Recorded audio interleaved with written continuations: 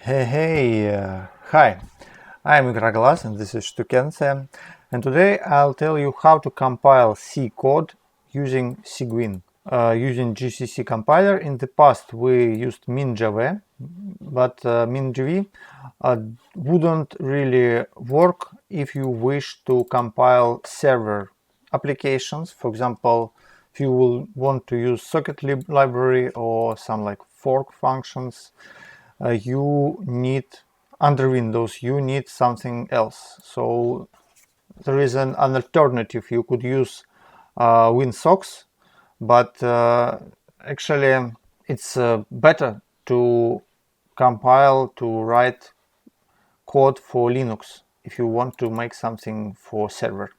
So that's why we will use Cygwin. So basically Cygwin is the same thing like MinJV, but more full. So MinJV it's minimalistic compiler to set, while Cygwin includes all kind of Linux stuff. So first of all we need to download it just from the web page. So after you download setup, you just run it and go through it with default choices.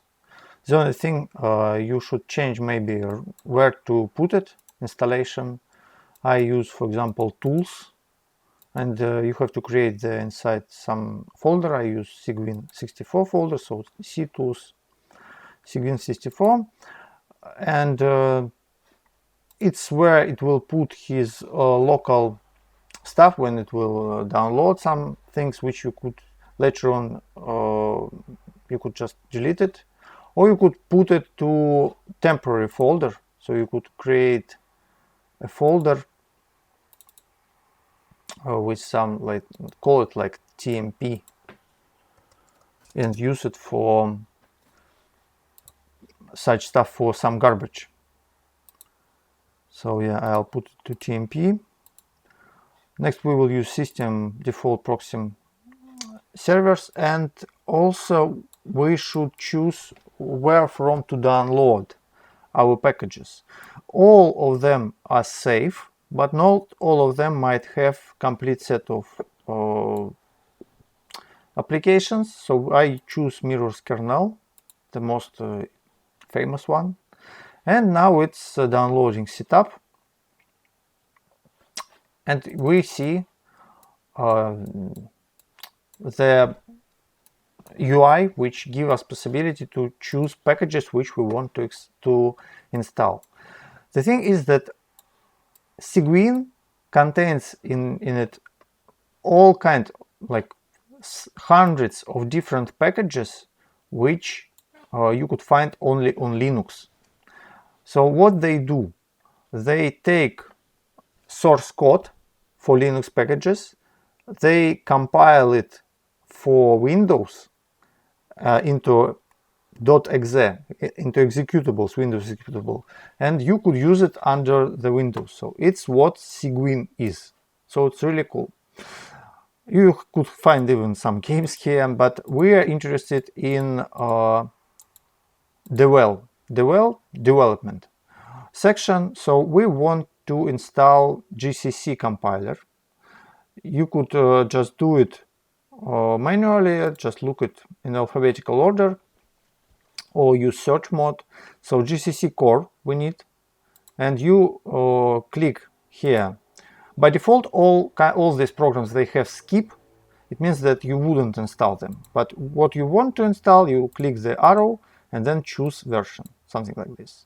So GCC core we need, then we need GCC G++, it's for C++. Then we need make utility.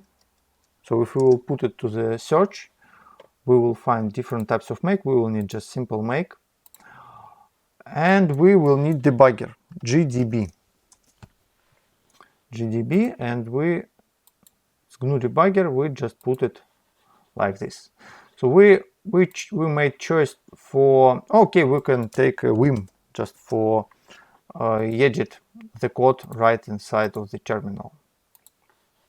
So after you choose stuff which you want, you click next, and it will install all things which you need for these packages. So you just click next and it's download stuff.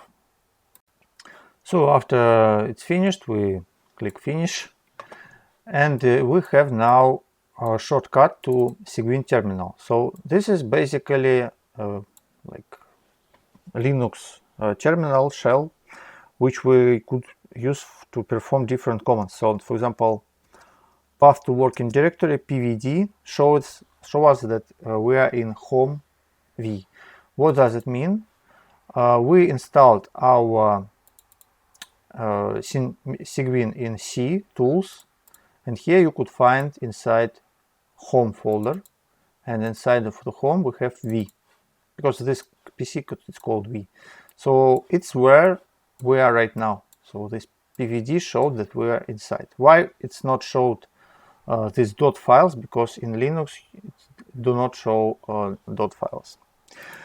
Interesting thing about it, that's, as I said, if you would go to the bin folder here, you will find the, for example, this pvd command. It's pvd exe. So basically, as I said, Cygwin, it's all kind of Linux utilities, Linux tools, each of them compiled specially for Windows, and it's how this thing works. So you could even have, right now we are using command prompt, we are using terminal, but you could use Linux graphical interface. So later on I'll show it how to do it in this video. So yeah, it's where we are, and from here we already could use GCC, it will work.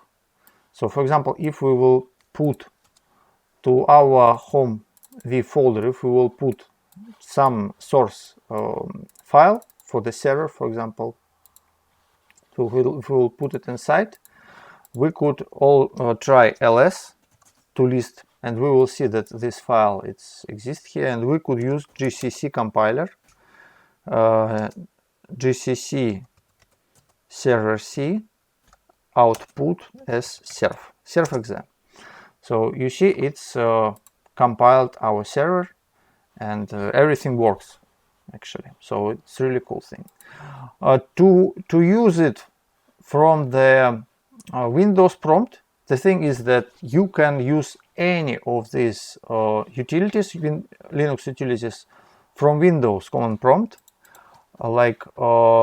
Okay, let's delete it from here. This is the file which we compiled. Let's shift plus right click, open PowerShell.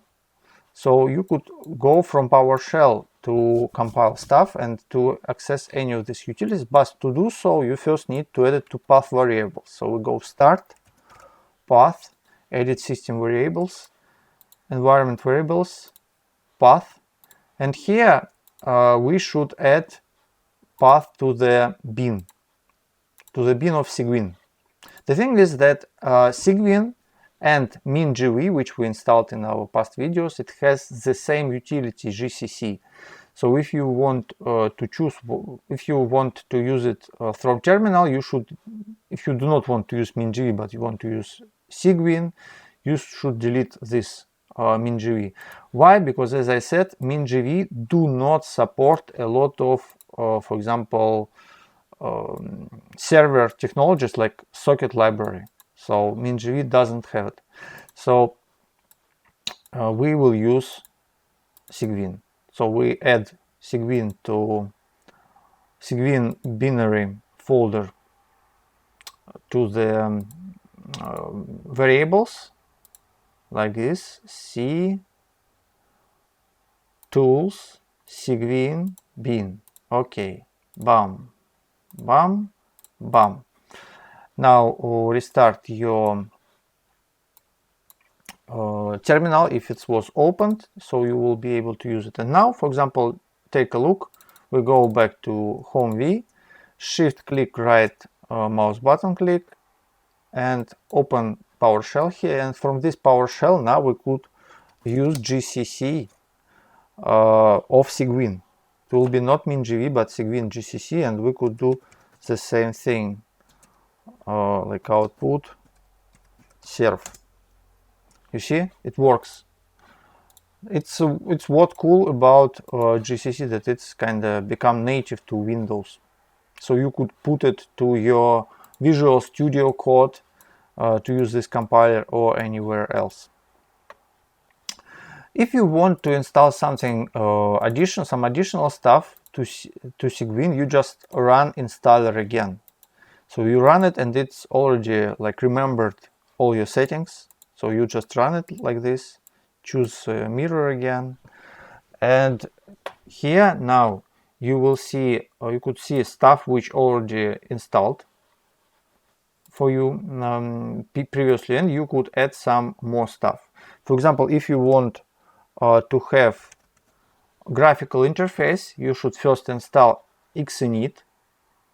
It's kind of Xserver launcher, so we will be able to have a graphical GNOME interface. For example, you install it, then you run setup again, and then you install GNOME stuff, like beautiful Linux interfaces here. So yeah, you could have like full Linux setup, which will look the same.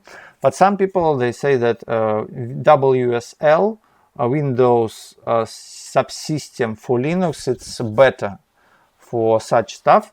But for working, like compiling source code from Visual Studio Code, I think it's quite a solid and good thing. Using Cygwin, I like it very much, this tool. So welcome to use it. Thank you much for watching. I hope this video will help you, and please subscribe to our channel. We will make more videos, and write your comments. Have a good day. Bye bye.